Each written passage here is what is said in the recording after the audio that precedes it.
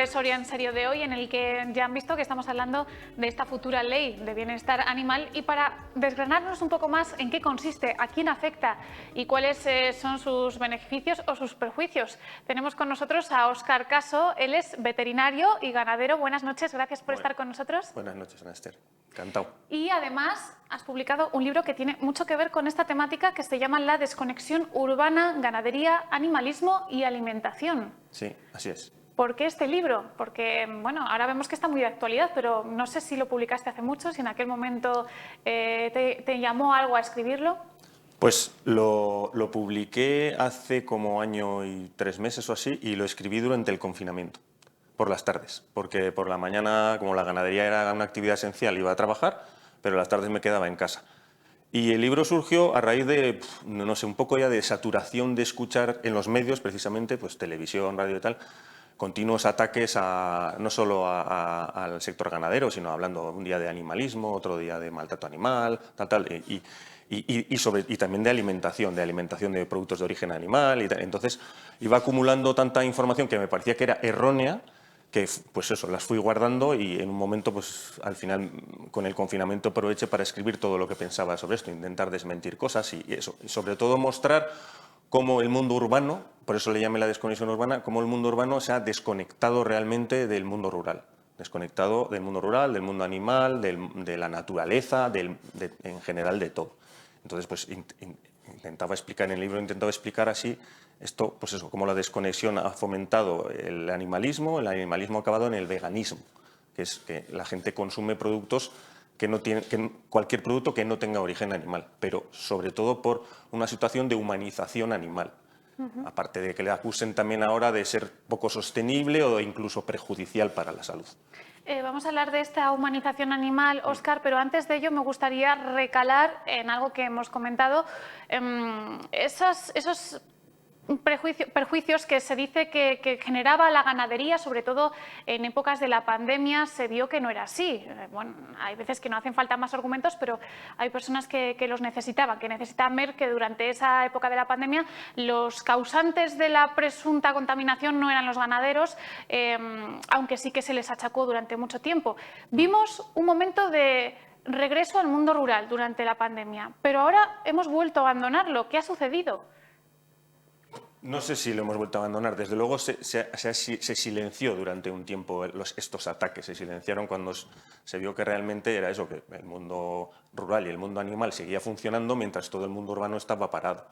Y es cierto que este fue uno de los motivos por los que me llevó a escribir el libro, uno de ellos, como te he dicho. Pero sí es cierto que se acusaba a la ganadería de contaminante, por decirlo de alguna manera, pero no tanto contaminante como lo que entendemos contaminación de Madrid, sino de agujero de capa de ozono y tal, esto, pues, el metano que producen las vacas o los purines de los cerdos y eso. Pero sobre todo yo creo que la gente se dio cuenta de que si no existía ganadería no comía. Eso es lo principal. No comía nada, porque al final las ciudades comen de los pueblos. Esto es así. ¿Y por qué se ha vuelto? Pues realmente creo por la desconexión urbana. O sea, porque la gente en las ciudades sigue pensando que los animales, por lo menos los que ellos creen que tienen sentimientos. No todos, pero hay una parte de animales que tienen sentimientos. ¿Cómo es eso de que unos animales tienen sentimientos y otros no? Exactamente. Hay una línea que se traza y que dice que a partir de aquí los animales tienen sentimientos y aquí no. Esa línea no existe, es evidente. Y cuando hablamos de sentimientos también es bueno hablar de qué sentimientos tienen los animales. Una cosa son sentimientos y otras sensaciones o instintos. Es muy distinto. Yo creo que una cosa es tener dolor y otra cosa es sentir amor. ¿No? Sentir amor, no amor de madre a hijo, sino amor o envidia o pasión o enamorarse o amistad. Esos son sentimientos humanos. Me dicen, los perros tienen sentimientos. Los perros, ya. ¿Y las vacas? Claro, entonces, pues por eso, que esa línea realmente no existe. ¿Quién la traza? Pues la traza, no sé quién la trazará, ellos la trazarán. Y a partir de aquí tienen sentimientos y a partir de aquí no. ¿Y esa línea para qué se traza? Pues en realidad para no solo no sacrificar, sino tampoco, como dicen ellos, explotar. Es decir, ahí está la ganadería, que según las líneas animalistas radicales es una explotación animal. Pero la ganadería yo no digo que es una explotación animal, es una cría animal. Lo que pasa es que esa cría animal termina o en el sacrificio del animal o en la obtención de un producto del animal, pero nunca se debe perder de vista que es para alimentar a la gente.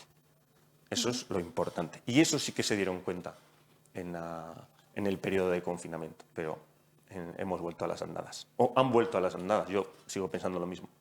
Hablamos de esta ley de bienestar animal que se quiere aprobar.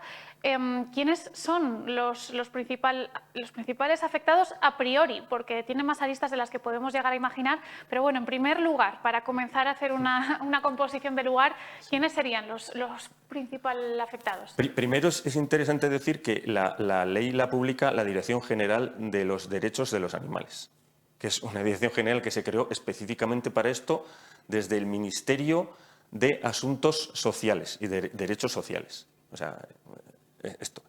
¿Por qué quiero decir esto? Porque es una ley que trata sobre animales, pero que no está en un ministerio que en teoría tiene la competencia animal, que es o agricultura o incluso medio ambiente. Y hemos visto que choca con varias directrices de estos ministerios, además, durante las últimas jornadas. Efectivamente, ese es el motivo, yo creo que es el motivo principal por el que no se ha tramitado ya, porque había un choque entre el Ministerio de Derechos Sociales y el Ministerio de Agricultura, en el tema sobre todo de los animales de ganado o los animales cinegéticos de caza, ¿no? Los perros, por decirlo de alguna manera. Lo que quería decir es que está en este ministerio, ¿por qué? Por lo mismo, porque se está dando en este caso a perros, gatos, animales de compañía en general, los mismos derechos que los seres humanos. O sea, lo incluimos en el mismo ministerio que de derechos sociales humanos, teóricamente. Entonces, está en este ministerio. Entonces, sobre tu pregunta, ¿a quién aplica? Bueno, pues tiene aristas, como has dicho tú. En teoría es sobre animales de compañía. Y al principio de la ley dice que la ley aplica, mejor dicho, no aplica sobre 4 supuestos. No aplica, ¿vale? Sobre toros y festejos taurinos. ¿Por qué? Porque estos están en el Ministerio de Cultura, por ser la tauromaquia, patrimonio nacional español, etc. Animales de experimentación, animales de producción, es decir, en teoría sobre la ganadería no aplica, ¿vale? Pero tiene una excepción curiosa que merece la pena destacar, y es que si el ganadero coge cariño a un cerdo y decide no sacrificarlo y guardárselo para él, lo tiene que inscribir en el registro de animales de compañía. Y entonces, en ese momento, ese cerdo pasaría a ser un animal de compañía. Y el cuarto supuesto es, he dicho, animales de producción y animales silvestres. Entonces, aquí todavía la línea es mucho más tenue, porque hasta los que son de mi generación, de hace muchos años, teníamos claro cuáles eran animales domésticos y cuáles salvajes, y cuáles eran animales de ganadería y cuáles no. Pero ahora esa línea no está tan clara, Entonces, ¿qué es un animal silvestre? Pues en realidad es un animal que no es el de compañía. ¿Y cuáles son los animales de compañía? Especies, animales que son de compañía. ¿Cuáles son las especies de animales que son de compañía? Las que se incluyen en el listado positivo de animales de compañía. Vale. Sigo, ¿eh? ¿Qué es el listado positivo de animales de compañía? Es decir, ¿qué especies animales son las que se consideran animales de compañía? Pues no lo sé. ¿Por qué no lo sé? Porque ese listado no existe. Entonces, estamos hablando de una ley que en casi todos sus artículos hace referencia al listado positivo de especies animales de compañía, y ese listado positivo no sabemos cuál es. Entonces, según esto, todos tenemos, hay 3 especies que sí son animales de compañía siempre. Perros, gatos y te sorprenderá la tercera. Si me va a sorprender, no creo que sea capaz de adivinarla. Hurones. ¿Los hurones? Sí, pero esto viene, no sé de dónde viene, pero es así. Vale. Estos 3 siempre son animales de compañía. Y el resto, pues no está claro. Como no están en una lista. Entonces, para mí el error básico, fundamental de esta ley es que la mayor parte de los artículos se refieren a especies animales que no sabemos cuáles son. ¿Y cómo es posible que se sostenga una ley así? Bueno, no es una ley, debemos dejar claro que es un anteproyecto de ley que está en tramitación y tal, pero bueno. Pero aspira a ello. Sí. Entonces, es que es tan sencillo como que yo me pregunto, ¿un caballo es un animal de compañía? Un caballo, por no decir algo más exótico. Claro, si es un caballo de carne, es un animal de producción. Pero si es un caballo de monta, Hay un renglón que es animales relativos a actividades específicas. ¿Eso qué es eso? Dice, pues eso era lo que antes llamaban animales de trabajo o asociados a tareas humanas, pero que demagógicamente se cambian las palabras. Es como razas de perros peligrosas, pues eso no se nombra. Ahora se llaman perros de manejo especial. Que también les va a afectar. Sí, claro, ¿cómo no? A los perros de raza peligrosa que decíamos hasta ahora, además los veterinarios vais a tener un papel importante en ese sentido. Cuéntanos, porque... Los veterinarios de pequeños animales, que es un poco por donde van los tiros al final. Yo en el libro decía que la mayor parte de los jóvenes estudiantes de veterinaria de hoy no quieren saber nada ni de toros, ni de mataderos, y en muchos casos ni de ganadería. Ellos van muy enfocados al médico de animales, es decir, a la clínica animal. Pero claro, menos del 30%, digo el 30%, no sé el porcentaje que será, de los veterinarios licenciados trabaja en clínicas de pequeños animales. ¿El resto de qué trabaja? Pues el resto trabaja o en mataderos, o en festejos taurinos, piensos, elaboración de piensos para animales de compañía o no, o para animales de ganadería. Muchos son funcionarios, pero ¿los funcionarios de qué trabajan? Pues la mayoría del funcionario trabaja en cosas relacionadas con la ganadería y la agricultura. Entonces, al final la mayor parte del campo de los veterinarios está fuera de la clínica de pequeños animales. Pero claro, con esta ley se abre un gran abanico de posibilidades de trabajar para toda esta gente, porque es una ley urbana, para mí es una ley urbana, desde luego hecha desde el mundo urbano, pero que tiene ciertos toques en el mundo rural, que tú lo has dicho, ahora iremos avanzando en eso. Y ya por terminar esta parte, digamos, el listado positivo de animales, de especies animales de compañía, en teoría es un listado que permite a estas especies que puedan ser criadas, tenidas, o sea, que puedas tenerlas, criadas, importadas, comerciar con ellas, etcétera, etcétera. Porque con el resto de especies que no están en este listado, que no se consideran de compañía, con esos no se puede hacer nada. Hay excepciones, hay muchas excepciones. Es bastante más complejo de lo que parece a priori, y eso que está sin delimitar, como hemos visto, este registro de animales. ¿Cómo afecta a, por ejemplo, la ganadería, Óscar? Porque parece que no está dirigida a los animales de trabajo, como hemos visto, pero sí que afecta, y mucho. ¿Afecta sobre...? No, mucho no. No afecta mucho. A ver, antes, a ti te lo he comentado antes, este anteproyecto de ley, el inicial, era una barbaridad. Bueno, claro, lo hemos cambiado. Eso hay que señalarlo. Eso no lo hemos dicho, Óscar. Vamos a contárselo a los espectadores también, porque claro, damos por hecho que ellos también nos estaban escuchando antes durante la publicidad, pero este proyecto ha sido modificado. Sí, bastante. Cuéntanos en qué puntos, en primer lugar. No te podría decir los ¿Alguno puntos, para destacar, pero ha sido modificado bastante. Te he comentado antes que, por ejemplo, los caballos ya no salen. Antes salían, antes había un apartado específicamente para los caballos. A todo el mundo le habrá llegado lo de la esterilización de los animales y tal. Bueno, no creas, porque al final lo que me he dado cuenta en los medios generalistas es que se habla del curso de perros, es decir, de que la gente tiene que hacer un curso para tener perros. O sea, que realmente es lo más flojo de la ley. Yo estoy incluso a favor, con eso te lo digo todo. O sea, el hacer un curso online que dura un día o 3 horas en el que te explican pues, las cosas básicas que tiene que saber una persona sobre un perro, pues a mí me parece hasta bien. La gente se ha quedado con eso, pero quizá no se ha quedado con que esto es muy importante para la gente de la ciudad, la gente que tiene perro, que sepa que si se aprobara esta ley tal cual está, yo no puedo criar perros. Cuando quiero decir que no puedo criar perros, ¿qué quiero decir? Yo ni cualquiera que no esté inscrito como criador, ¿vale? ¿Qué quiere decir eso? Que mi perra, si yo tengo una perra, no puede tener crías. ¿Y por qué no va a tener crías? No va a tener crías porque a mí me la van a vender esterilizada. Siempre. O sea, es decir, la gente de a pie, la gente que no sea criadora de X raza de perro, el perro o perra que va a tener va a estar siempre esterilizado, siempre, porque el criador se lo va a vender siempre esterilizado, siempre. Es decir, toda la gente en las ciudades que tenga perro, que sepa que a partir de la aprobación de esta ley, no le van a castrar a su perro el que tiene, pero si a posteriori que compre un perro... ¿Efecto retroactivo? No, Gracias. Solo faltaba. No me hubiera extrañado que en la primera... Bueno, me he dispersado yo un poco. Sí, porque estamos hablando de que era una ley, es Es un la segunda proyecto parte, el segundo borrador que se ha modificado. que se ha modificado mucho. ¿Y la castración se ha eliminado? No, no se ha eliminado. Para la gente de a pie, por llamarlo de alguna manera, no. Y para los cazadores, tampoco. Muy importante. Porque lo que sí que se ha hecho en esta segunda parte es, por presiones seguramente del Ministerio de Agricultura o porque veía que ellos desde el Ministerio de Derechos Sociales no podían aprobar esta ley si no pasaban por ahí, sacar a los perros de ganado, es ahí donde afecta al ganado, y a los perros de caza de la generalidad de los perros.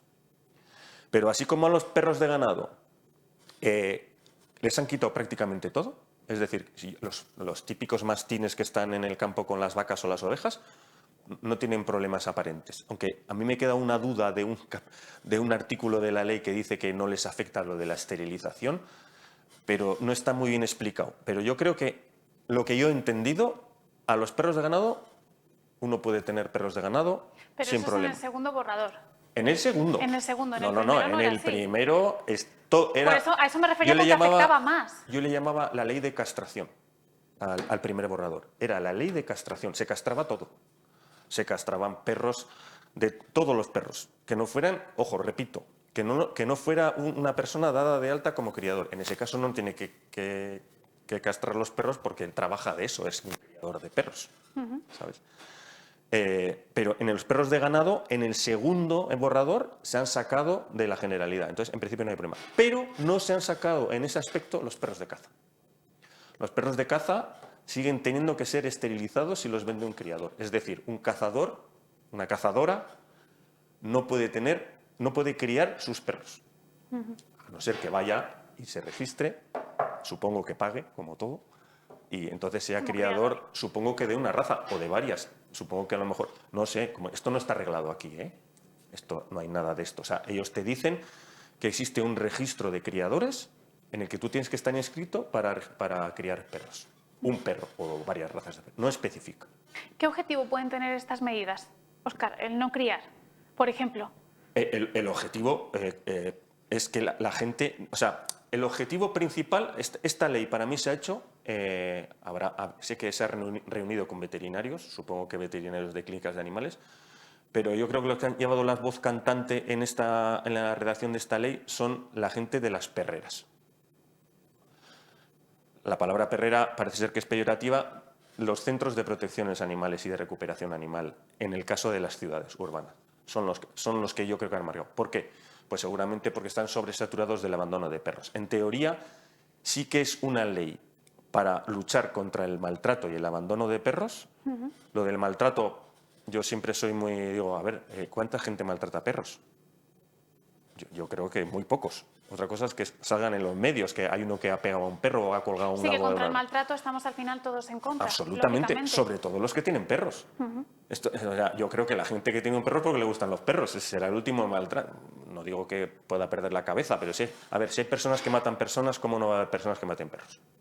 Esto es así. Entonces, pero más que contra el maltrato, que sí, contra el abandono. Es decir, la saturación de las perreras, pero al final los grupos animalistas lo que abogan es por el sacrificio cero animal, de cualquier animal. Podemos hablar de la línea roja, arriba, abajo, que se puede sacrificar y que no.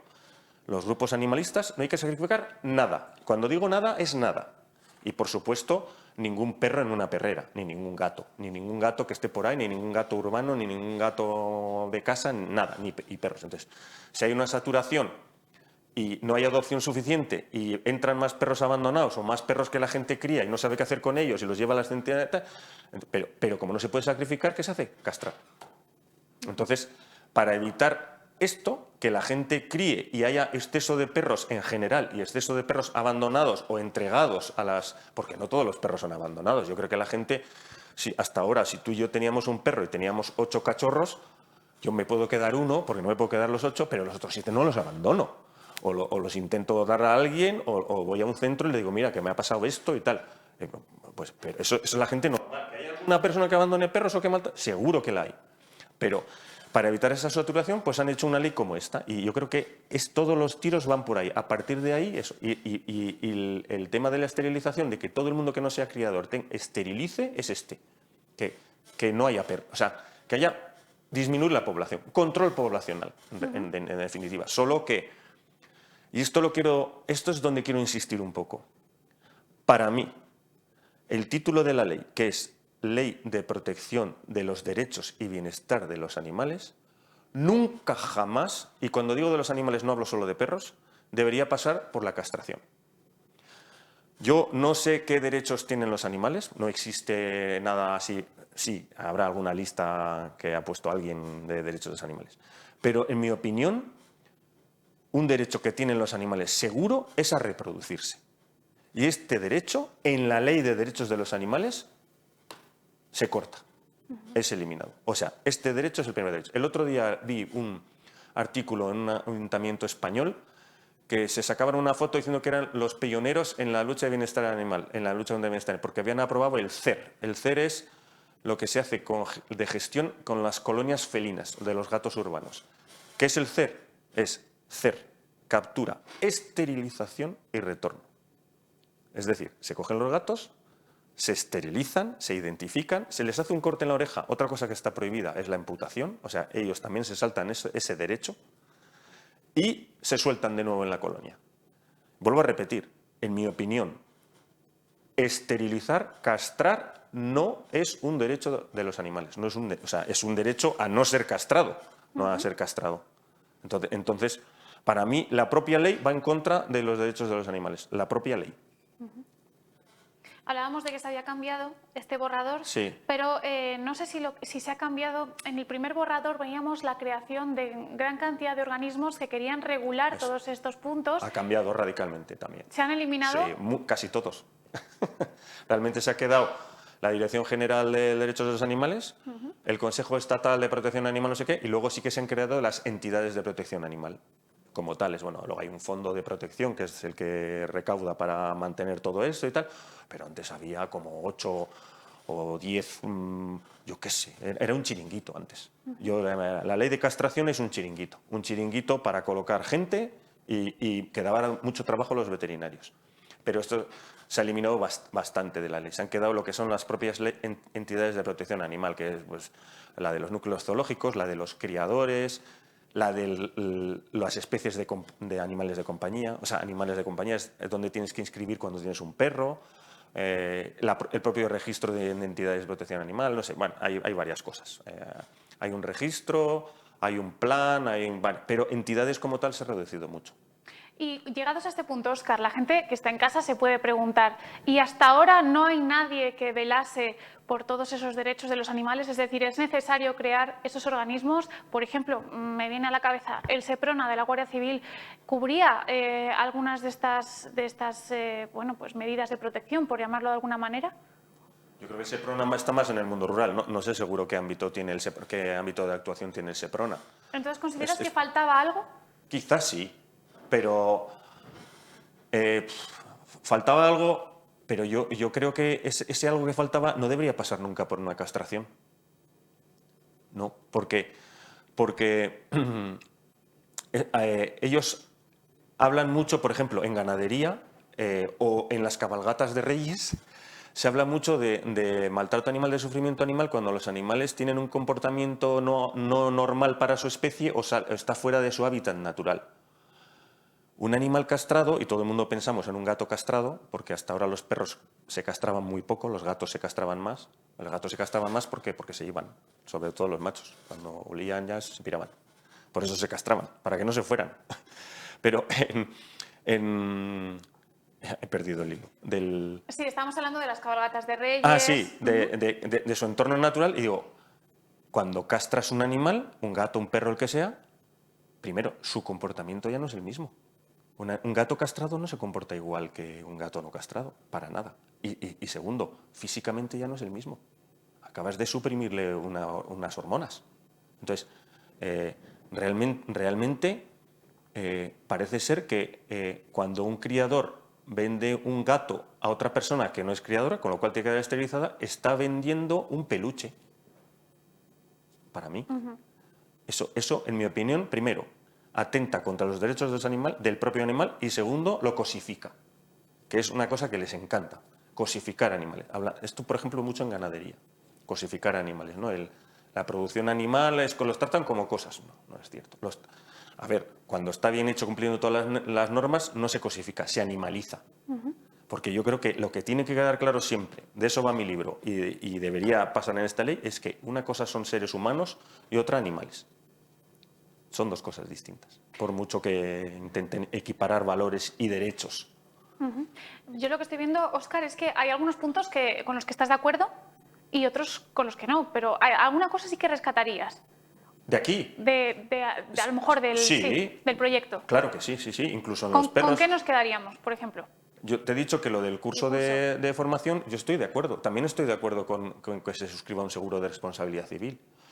Incluso estoy de acuerdo con homologaciones de comportamiento de los perros, que eso es una cosa que no se ha hablado, porque se habla de que la persona tiene que hacer un curso, pero en el renglón siguiente pone que el propio perro tiene que pasar un curso de sociabilidad. O sea, que no sea un perro que no hay manera de manejarlo, que muerde y que es muy agresivo.